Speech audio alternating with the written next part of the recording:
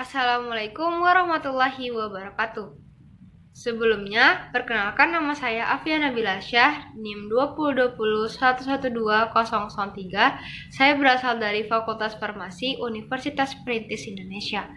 Baiklah teman-teman semua, sebelum kita masuk ke topik yang bakal kita bahas, yang pertama yaitu kita harus tahu dulu ada sebuah alat yang dapat kita gunakan untuk melihat objek-objek kecil atau makhluk hidup yang sangat kecil yang berada di udara, tanah maupun air, yaitu mikroskop. Mikroskop terdiri dari dua kata, yaitu mikro dan skopen. Mikro artinya kecil dan skopen artinya melihat.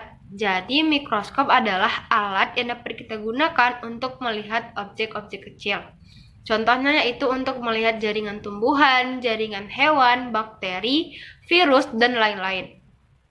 Nah, ternyata mikroskop ini terbagi menjadi tiga, yaitu ada mikroskop cahaya, mikroskop stereo, dan mikroskop elektron. Bagian-bagian pada mikroskop terbagi menjadi dua, ada bagian optik dan ada bagian mekanik. Bagian optik yaitu cermin, diafragma, lensa objektif, dan lensa okuler. Untuk bagian mekanik yaitu ada kaki mikroskop, lengan mikroskop, sendi inklinasi, kondensor, engsel, meja preparat dan penjepit preparat, serta tabung, revolver, terus ada skrup pemutar halus dan skrup pemutar kasar.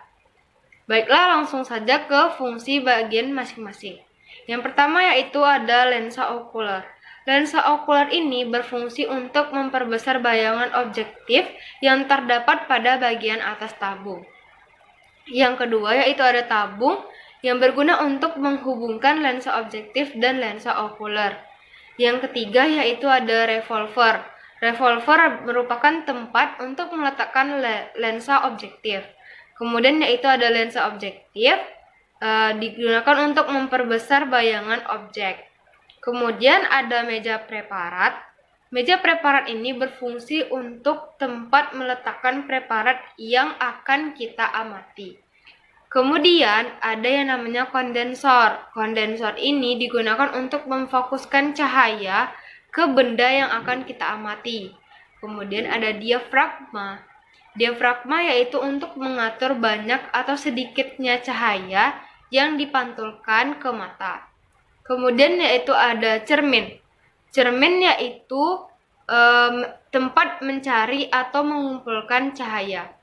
Kemudian ada skrup pemutar besar, di mana skrup ini berguna untuk menggerakkan tabung dengan cepat.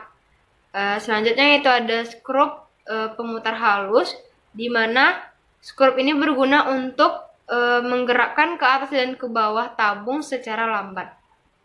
Kemudian ada pegangan yang berguna untuk memegang mikroskop. Kemudian ada pegangan sedia, yaitu untuk menjepit preparat yang akan kita amati agar tidak bergeser. Selanjutnya yaitu ada sendi inklinasi.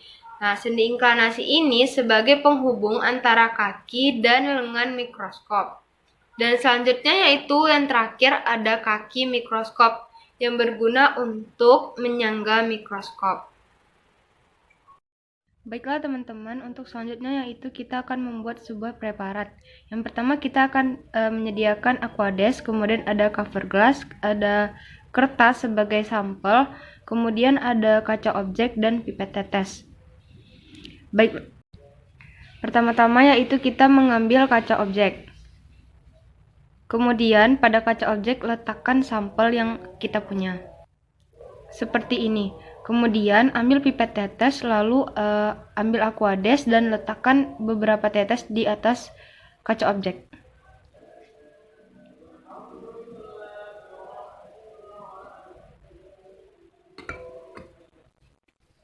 Pastikan sampel semuanya terkena aquades.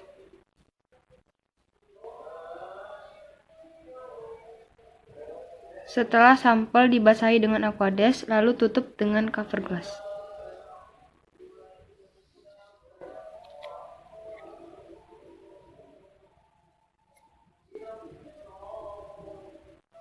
Seperti ini.